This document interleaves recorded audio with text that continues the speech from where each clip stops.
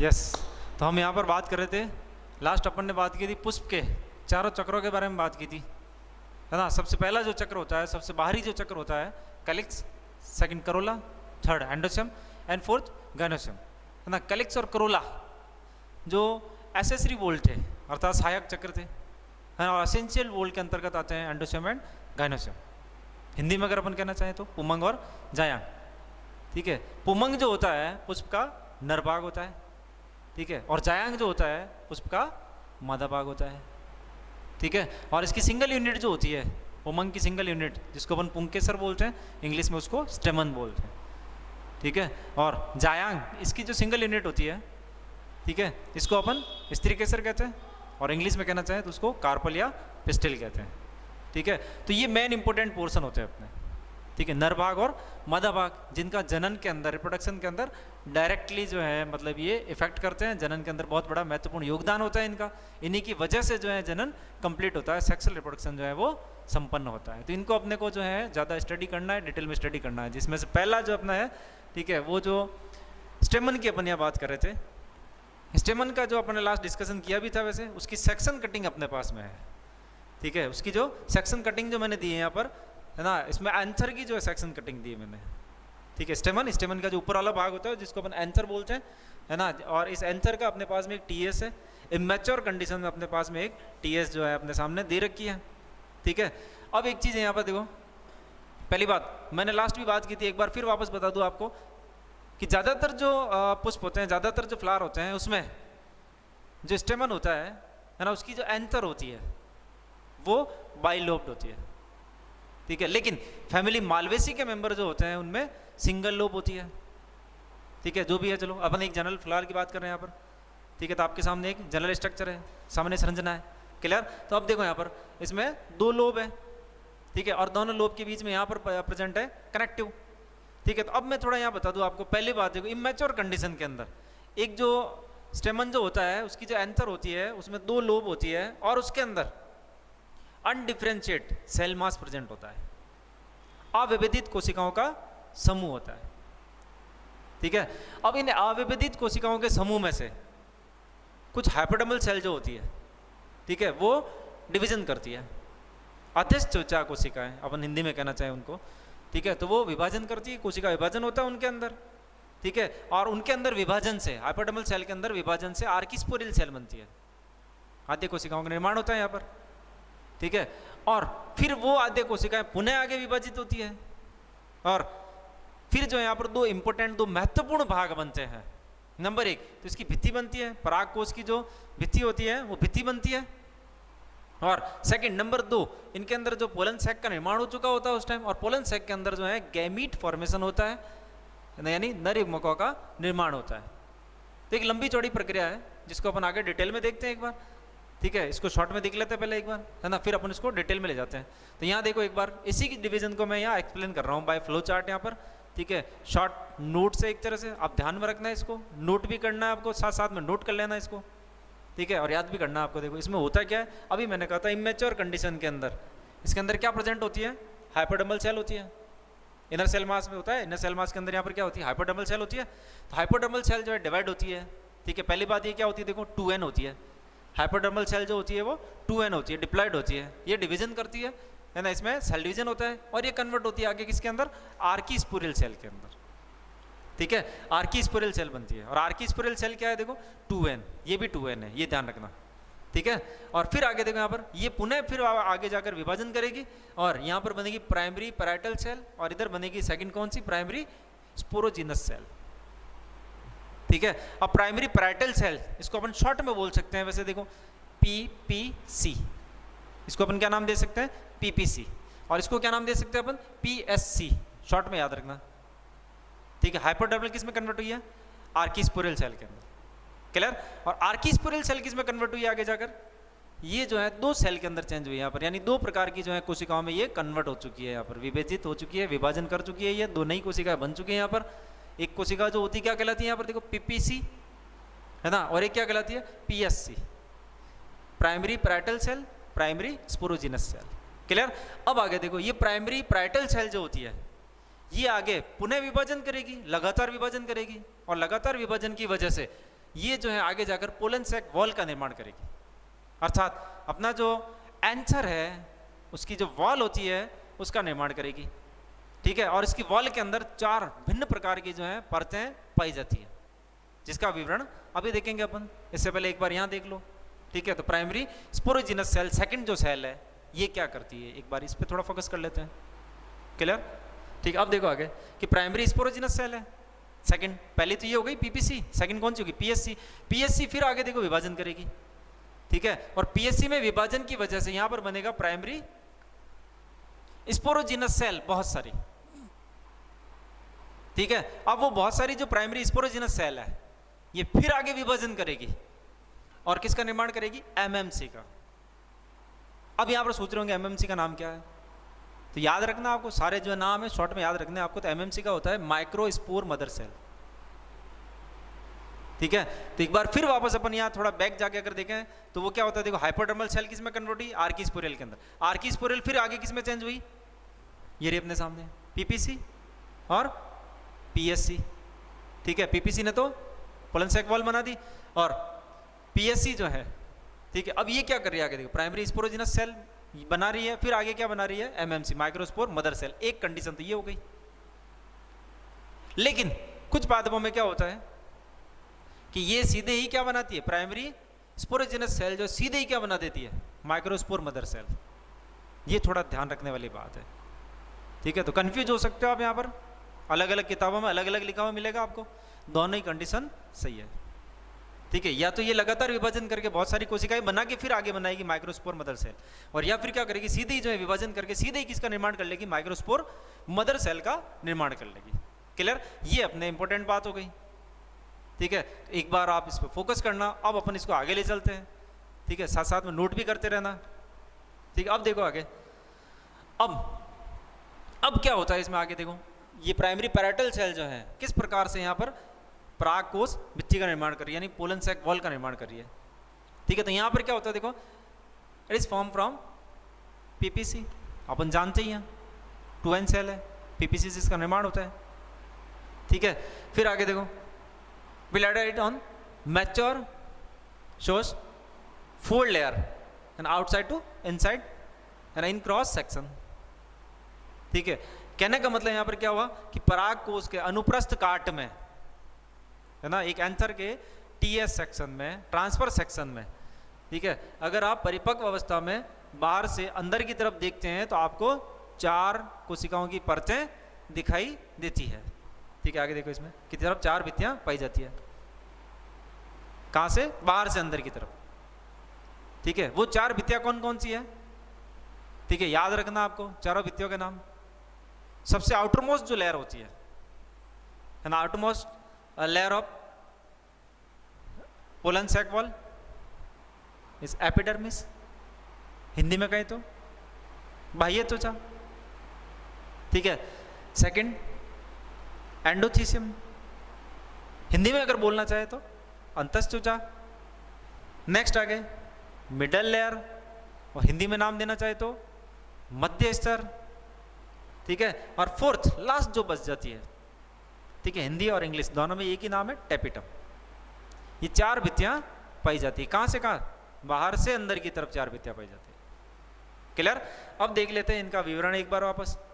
देखो यहाँ पर एपिडर्मिस जो होती है, बाह्य त्वचा जो होती है, पहली बात क्या होती है, देखो सबसे महत्वपूर्ण बात, ये एकल स्तर वाली परत होती है, यानी एकल परत होती है। ये सुरक्षात्मक आवरण होता है, क्योंकि सबसे बाहर है, और सबसे बाहर है तो वातावरण का सामना करेगी सीधी। वातावरणीय बदलाव जितने भी हो रहे हैं उनका सामना कौन करेगी, सीधी सबसे बाहर वाली लेयर करेगी, है ना। और सबसे बाहर वाली लेयर जो सामना कर रही है तो सुरक्षा प्रदान करेगी अंदर वाली लेयर्स को। ठीक है, तो इसका कार्य क्या हो जाता है, सुरक्षा प्रदान करना। एकल स्तर होता है, सुरक्षात्मक आवरण होता है, सुरक्षा प्रदान करता है एंथर को। इसके अलावा देखिए स्पर्श रेखा के रूप से चिपकी हुई कोशिकाएं पाई जाती है इसके अंदर, बहुत ज़्यादा पास पास में कोशिकाएं होती हैं इनमें। इंटरसेलुलर स्पेस किसी टाइप का नहीं होता है इनमें, बहुत ज़्यादा क्लोजली अरेंज रहती है ये। ठीक है, और फिर आगे देखो ये चपटी होती है ना, ये जो सेल्स होती है वो चपटी होती है, एक सिंगल लेयर वाली होती है, चपटी कोशिकाएं होती है, फ्लैट सेल्स होती है ये। क्लियर? ये पहली लेयर हो गई एपिडर्मिस। नेक्स्ट आगे सेकंड एंडोथीसियम। ठीक है, ये अंतःस्त्वचा, और अंतःस्त्वचा क्या होती है, एकल स्तर वाली होती है, स्फुटन में सहायक होती है, और इसकी जो सेल्स होती है मोटी होती है, थिक होती है, काफ़ी आर्द्रताग्राही होती है, ठीक है, और यानी ह्यूमिडिटी को एब्जॉर्ब कर सकती है ये। और क्यों कर सकती है, उसका रीज़न है क्योंकि इसके अंदर अल्फा सेलुलोज पाया जाता है, अल्फा सेलुलोज उपस्थित होता है ना। और अल्फा सेलुलोज की एक विशेषता होती है कि नमी को बहुत ही जल्दी एब्जॉर्ब कर लेता है, ठीक है, नमी को ज़्यादा एब्जॉर्ब करेगा, इसी वजह से ये नमी को एब्जॉर्ब करने की वजह से ये जो है स्फुटन में भी सहायक होती है, ठीक है। फिर आगे देखो नंबर 3 मिडल लेयर, मध्य स्तर, ये थोड़ा मोटा स्तर है, चारों जो स्तर है इन चारों स्तर में से काफ़ी मोटा स्तर होता है, लगभग 1 से 3 परत युक्त होता है, मतलब 1 to 3 लेयर चिकन होता है ये, ठीक है, यानी 1 से 3 जो है इसमें परतें पाई जाती है, ठीक है। और कोशिकाएं जो होती है इसकी पतली भित्ति युक्त होती है, अर्थात इसकी कोशिकाओं के ऊपर जो है जो कोशिका भित्ति होती है वो काफ़ी पतली होती है, ठीक है, बहुत सॉफ्ट होती है, अल्पकालिक होती है, शॉर्ट लिव्ड होती है, कुछ टाइम तक जिंदा रहती है, बाद में ये स्वतः ही नष्ट हो जाती है, डिस्ट्रॉय हो जाती है। और या फिर टेपिटम या इसके अंदर बनने वाले जो एमएमसी के हमने बात की थी, माइक्रोस्पोर मदर सेल, जो बाद में जाकर पोलन ग्रैन का निर्माण करेंगे, तो उस टाइम में इसको यूज़ में ले लिया जाता है, यानी एक तरह से ये इनडायरेक्टली नरिशमेंट में हेल्प करती है, अभी कंफर्म नहीं है लेकिन नरिशमेंट में हेल्प करती है, ठीक है। नेक्स्ट आगे देखो, लास्ट 4th बच जाती है टेपिटम, इनर मोस्ट लेयर होती है, सबसे अंदर वाली लेयर होती है टेपिटम, ठीक है, बहुत ही महत्वपूर्ण स्तर है ये, और इसके ऊपर कई बार 1 नंबर का क्वेश्चन पूछा जा चुका है, ध्यान रखना टेपिटम के ऊपर क्वेश्चन बनता है, ठीक है। क्या होता है tapetum, inner most layer of anther, ठीक है, देख लेते हैं एक बार। एकल स्तर होता है, ये भी सिंगल लेयर होता है, ठीक है। कोशिकाएं सघन जीव द्रव्य युक्त होती है, इसकी जो सेल्स होती है उसमें डेंस साइटोप्लाज्म पाया जाता है, मतलब बहुत ही ज़्यादा अपन कह रहे हैं सघन जीव द्रव्य प्रेजेंट होता है, डेंस इसमें साइटोप्लाज्म प्रेजेंट होता है, ठीक है। स्पष्ट केंद्रक होता है इसके अंदर, क्लियर न्यूक्लियस प्रेजेंट होता है, इसके अलावा बहुकेंद्रिक होती है, मल्टी न्यूक्लिएटेड होती है, ठीक है। अब टेपिटम जो होते हैं फिर ये 2 टाइप के होते हैं, टेपिटम के पुनः 2 प्रकार होते हैं। फर्स्ट नंबर 1 जो होता है अमीबीय प्रकार का होता है, और नंबर 2 जो होता है वो स्रावी या गंधशील प्रकार का होता है। इंग्लिश में अगर आप बोलना चाहें तो फर्स्ट जो होता है अमीबॉइड टाइप का होता है, एंड सेकंड जो होता है सिक्रेटरी एंड ग्लैंडुलर टाइप का होता है, ठीक है। ये टेपिटम था। अब एक महत्वपूर्ण बात यहाँ पर ये आती है कि टेपिटम जो होता है इसके कार्य क्या है। कई बार क्वेश्चन आ रखा है टेपिटम के कार्य बताइए, 1 नंबर का क्वेश्चन पूछा जाता है, ध्यान रखने वाली बात है यहाँ पर, 1 नंबर का क्वेश्चन है टेपिटम के कार्य क्या होते हैं, देख लेते हैं क्या होते हैं जस्ट आगे। चलो लास्ट हम बात कर रहे थे टेपिटम के कार्य की, है ना, टेपिटम के कार्य क्या होते हैं, ठीक है। वैसे यहाँ पर जो है अपने एक एंथर के अंदर, पोलन सैक के अंदर, है ना, एंथर वॉल जो होती है ना, इसमें 4 प्रकार की जो है ये लेयर्स पाई जाती है, एपिडर्मिस, एंडोथीसियम, मिडल लेयर और टेपिटम, ठीक है। इनके बारे में अपन अभी डिस्कशन कर चुके हैं, जस्ट बात कर चुके हैं अभी, है ना। तो इनमें से सबसे अंदर वाली जो थी टेपिटम जो थी, इसके कार्य की चर्चा कर रहे थे हम, ठीक है। तो यहाँ देखो इसके कार्य जो है मैंने यहाँ पर मेंशन किया यहाँ पर, ठीक है। टेपिटम के कार्य क्या होते हैं जो यहाँ बता रखे हैं, एक बार थोड़ा ध्यान दें यहाँ पर, फोकस करें यहाँ पर, ठीक है। तो टेपिटम के कार्य, पहला मोस्ट इंपॉर्टेंट जो कार्य होता है टेपिटम का वो होता है nourishment of developing pollen grain, ठीक है। जो भी pollen grain, developing pollen grain होते हैं उसका नरिशमेंट करना, अर्थात परिवर्तित जो भी अपने पास में पोलन ग्रेन है, परागकण है, उनको पोषण प्रदान करना किसका कार्य होता है, टेपिटम को, मोस्ट इंपॉर्टेंट कार्य, ध्यान रखना, ठीक है। अब नेक्स्ट आगे देखो सेकंड, इसके अलावा भी कुछ महत्वपूर्ण कार्य हैं टेपिटम के, जैसे कि यहाँ पर देखो टेपिटम में कुछ वसीय प्रकृति की कुछ गोलाकार संरचनाएं भी पाई जाती है, जिसका नाम होता है प्रोयूपिस काय, ये प्रोयूपिस बॉडी, उसको हम प्रोयूपिस काय या प्रोयूपिस बॉडी के नाम से भी जानते हैं, ठीक है, पाई जाती है। और ये जो प्रोयूपिस काय है, ठीक है, या प्रोयूपिस बॉडी जो है ये क्या करती है, इसके ऊपर जो है यानी टेपिटम की कुछ कोशिकाएं जो होती है इसके ऊपर क्या करती है, स्पोरोपोलेनिन का श्रवण करती है, सिक्रेशन करती है, ठीक है। जिसका जमाव जो है किसके ऊपर हो जाता है, प्रोयूबिस बॉडी के ऊपर हो जाता है। प्रोयूबिस काय के ऊपर जो है स्पोरोपोलिन का जमा हो जाता है, और जिसकी वजह से अब इसका नाम हो जाता है यूपिस बॉडी, यूपिस काय।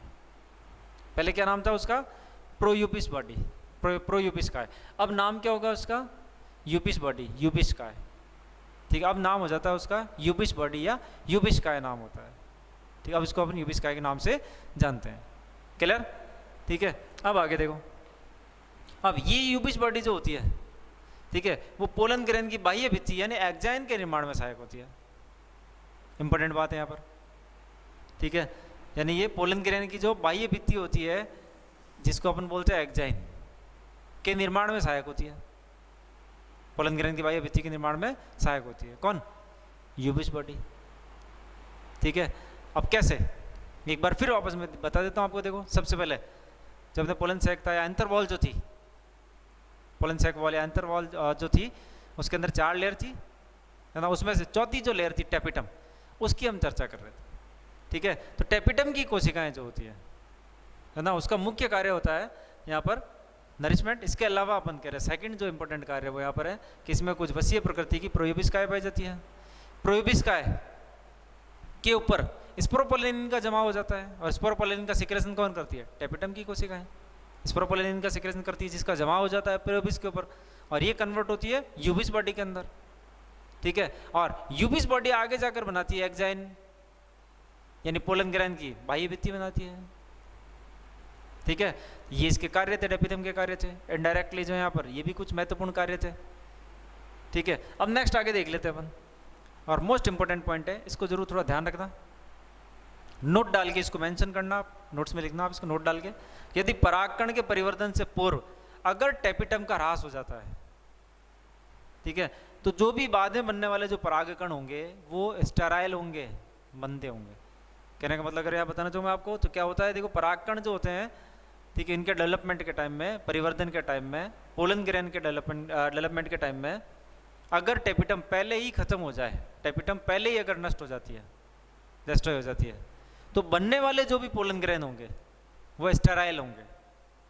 और स्टेराइल मीन्स वो रिप्रोडक्शन नहीं कर सकते, यानी उनमें रिप्रोडक्शन करने की क्षमता नहीं होती है। ये ध्यान रखना आप। ठीक है, ये इंपॉर्टेंट पॉइंट है। अब नेक्स्ट आगे देखो, सेकंड, ये तो हो गया अपना पहला पॉइंट जो था। ठीक है, सेकंड जो पॉइंट अपना कौन सा, देखो प्राइमरी स्पोरोजिनस सेल। हिंदी में अगर अपन नाम देना चाहें इसको, तो हिंदी में नाम क्या होता है इसका, हिंदी में नाम होता है प्राथमिक बीजाणुजन कोशिका, जिसको और शॉर्ट में अगर अपन बोलना चाहें तो अपन क्या बोल सकते हैं इसको, पीएससी। क्लियर, पीएससी बोल सकते हैं अपन इसको, प्राइमरी स्पोरोजिनस सेल या प्राथमिक बीजाणुजन कोशिका, और यहाँ पर शॉर्ट में बोले तो पीएससी। क्लियर, अब आगे देखो कि परागकोश भित्ति है ना, पोलन सैक वॉल जो होती है से आवृत सेल्स पीएससी कहलाती है। सिंपल सी बात है ना, आंसर के अंदर पोलन सैक प्रेजेंट होते हैं, और पोलन सैक के अंदर प्रेजेंट होती है पीएससी। प्रारंभिक अवस्था में पीएससी नाम होता है उसका, प्राइमरी स्पोरोजिनस सेल नाम होता है। बाद में ये कन्वर्ट होती है किसके अंदर, एमएमसी के अंदर, माइक्रोस्पोर मदर सेल के अंदर। माइक्रोस्पोर मदर सेल का निर्माण करती है ये। ठीक है, जिसको अपन यहाँ पर आगे मेंशन करें, इसको बता सकते हैं। वैसे तो एक पॉइंट और था यहाँ पर, इन सेल्स के अंदर क्या होता है, अर्धसूत्री विभाजन, मोस्ट इंपॉर्टेंट, इसको जरूर अंडरलाइन कर देना आप। ठीक है, क्योंकि इससे पहले जितने भी विभाजन हुए थे, जितने भी डिवीजन हुए थे, वो सारे क्या थे, समसूत्री थे, माइटोसिस थे, माइटोटिक डिवीजन थे। यहाँ पर कौन सा डिवीजन होता है, मियोटिक डिवीजन, किसके अंदर, पीएससी के अंदर, और कन्वर्ट होती है आगे जाकर किसके अंदर, एमएमसी के अंदर। यानी प्राइमरी स्पोरोजिनस सेल मियोसिस करके कन्वर्ट होगी किसके अंदर, एमएमसी, माइक्रोस्पोर मदर सेल के अंदर। ठीक है, अगर हिंदी में नाम देना चाहे तो अपन क्या कहेंगे उसको, प्राथमिक बीजाणुजन कोशिका अर्धसूत्री विभाजन के द्वारा किस में कन्वर्ट हो जाती है, माइक्रोस्पोर मदर सेल, यानी लघु बीजाणु मात्र कोशिका के अंदर। ये थोड़ा ध्यान रखना आप। ठीक है, अब आगे देखो, इसको मैंने यहाँ पर फ्लो चार्ट से बताया, यहाँ पर थोड़ा ध्यान देना कि सबसे पहले क्या होता है, देखो पुंकेसर होता है ना, जिसको अपन क्या नाम देते हैं, देखो स्टेमन, 2N होता है, डिप्लॉयड होता है। ठीक है, इसमें समसूत्री विभाजन होते हैं। ठीक है, और किसका निर्माण होता है, पोलन सैक का निर्माण होता है, ये भी 2n है, ठीक है। अब इसके अंदर देखो समसूत्री विभाजन हुआ, फिर आगे अध्यस्थिजय सेल्स बनती है, हाइपोडर्मल सेल्स बनती है, ये भी 2n होती है, माइटोसिस हुआ है, ठीक है। फिर आगे देखो यहाँ पर, फिर यहाँ पर माइटोसिस होगा, ठीक है। और ये फिर आगे कन्वर्ट हो जाएगी किसके अंदर, आद्य कोशिका के अंदर, यानी आर्किस्पोरल सेल के अंदर आद्यक सेल्स बनेगी यहाँ पर, ठीक है। और ये भी 2n होती है क्योंकि यहाँ पर भी माइटोसिस हो रहा है। फिर आगे देखो यहाँ पर, ये कन्वर्ट होती है आगे जाकर किसमें, प्राथमिक बीजाणुजन कोशिका के अंदर, ये भी 2n होती है क्योंकि यहाँ पर भी माइटोसिस होता है। फिर आगे देखो यहाँ पर, ये फिर आगे जाकर कन्वर्ट होती है किसके अंदर, लघु बीजाणु मात्र कोशिका के अंदर, ये भी 2n होती है। मोस्ट इंपोर्टेंट है, ध्यान रखना, लघु बीजाणु मात्र कोशिका 2n होती है। बनती किससे है, प्राइमरी स्पोरोजिनस सेल से। कौन से विभाजन से बनती है, समसूत्री विभाजन से बनती है, ठीक है। कौन, एमएमसी, माइक्रोस्पोर मदर सेल। लघु बीजाणु मात्र कोशिका का निर्माण किससे होता है, प्राइमरी स्पोरोजिनस सेल से। कौन से विभाजन के द्वारा, समसूत्री विभाजन के द्वारा, माइटोसिस के द्वारा, ठीक है। और जब भी माइटोसिस होता है तो प्लेटली चेंज नहीं होती है, गुणिता चेंज नहीं होती है। अगर 2n सेल है तो 2n ही रहेगी। अच्छा, इसीलिए थोड़ा ध्यान देना यहाँ पर कि एमएमसी जो होती है वो ऑलवेज 2n होती है, डिप्लॉयड होती है। इंपॉर्टेंट क्वेश्चन है, ध्यान रखना इसको, है ना, डिप्लॉयड होती है वो, एमएमसी डिप्लॉयड होती है। क्लियर। अब देखो आगे क्या होता है, इस एमएमसी के अंदर अर्धसूत्री विभाजन होता है, ठीक है। और अर्धसूत्री विभाजन होने से फिर निर्माण होता है किसका, पोलन ग्रेन का, परागकणों का निर्माण होता है, ठीक है। पोलन ग्रेन का निर्माण होता है किसकी वजह से, एमएमसी के कारण। कौन से विभाजन से, अर्धसूत्री विभाजन से। मोस्ट इंपोर्टेंट, ध्यान रखना, अर्धसूत्री विभाजन केवल और केवल कब होता है, जब युग्मकों का निर्माण होता है, गैमीट फॉर्मेशन होता है, तो अब यहाँ पर अर्धसूत्री विभाजन होगा और पोलन ग्रेन बनेंगे। इसके आगे का जो टॉपिक है अपना देखते हैं नेक्स्ट आगे।